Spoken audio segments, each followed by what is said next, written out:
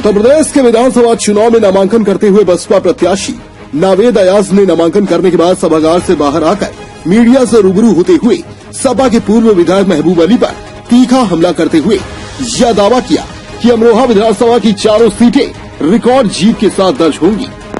प्रथम TV news India, Amroha, Uttar Pradesh. मुझे BSP supremo Uttar Pradesh की 4 बार मुख्यमंत्री रही बहन कुमारी मायावती जी ने बहुजन समाज पार्टी का प्रत्याशी बनाया है। आज उसी से मैं नामांकन पत्र दाखिल करने यहाँ आया था। अच्छा, जिस तरीके से जो है आपके प्रतिद्वंदी महबूब अली दावा कर रहे हैं कि साहब वो भारी मतों से जीत रहे हैं और बाकी सारे जो विपक्ष है वो अपनी जमानत भी नहीं बचा पाएगा, जमानत बचाने में लगे हैं। देखिए, वो मुख्यमंत्री भी बन रहा है मेरे भाई, वो अखिलेश यादव को मंत्री बनाएंगे। सारा मीडिया जगत और सारी जनता इस बात को जानती है कि जब बीएसपी का प्रत्याशी मुझे बनाया गया था तो उन्हें अपने टिकट के लाले भी पड़ गए। तो उनकी पार्टी उन्हें जीता हुआ नहीं मान रही थी, उनका राष्ट्रीय अध्यक्ष उन्हें जीता हुआ नहीं मान रहा, और जनता में उनका क्या हाल है ये मीडिया से बेहतर कौन जानता है। आज उन्हें कौन सीरियस ले रहा है। चुनाव अब मैनेजमेंट का नहीं है, चुनाव जनता जनार्दन का है। 2022 अमरोहा का पब्लिक का चुनाव है। ये पब्लिक जो है उनके बारे में मन में फैसला ले चुकी है, और 14 तारीख को जब मत होगा तो 1,40,000 वोट हम लेंगे, वो मुख्यमंत्री बन जाए जिनके राष्ट्रीय अध्यक्ष। चर्चा ये थी कि उनके राष्ट्रीय अध्यक्ष, जनता में चर्चा थी, मैं नहीं जानता क्या था, लेकिन जनता में ये चर्चा थी कि उनके राष्ट्रीय अध्यक्ष उन्हें टिकट नहीं देना चाहते। राष्ट्रीय अध्यक्ष ने उन्हें हारा हुआ कैंडिडेट मान लिया है। चर्चा थी टिकट बचाने की, उनके प्रयास आप लोगों के सामने थे। तो जो लोग, जिनका नेता उन्हें जीता हुआ नहीं मान रहा, उन्हें आप सीरियस ले रहे हैं। तो फिर अपना मुकाबला किससे मान रहे हैं?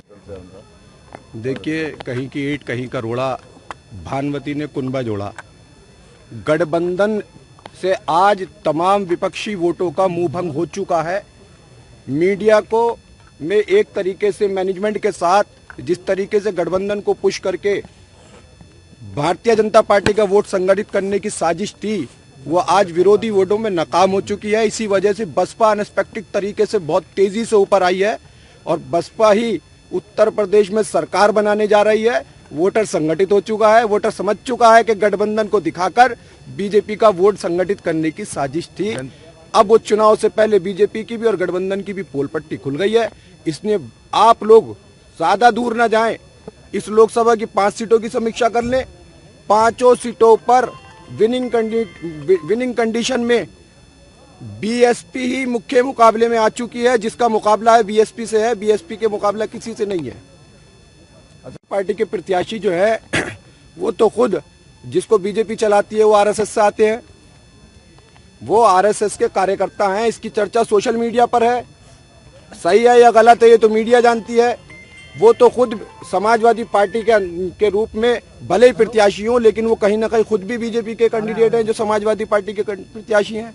और धमकियां देना, गुंडाई करना, ये भारतीय जनता पार्टी का और समाजवादी पार्टी का चरित्र ही रहा है। अनुशासन और कानून का राज अगर देखना है तो बीएसपी मुखिया मायावती जी की सरकारों की समीक्षा आपके पास है। अच्छा, जनता की और मुद्दा उन 5 सालों का है जो 5 सालों में जनता को लावारिस छोड़कर ये लोग अपने घरों में छुप कर बैठ गए थे।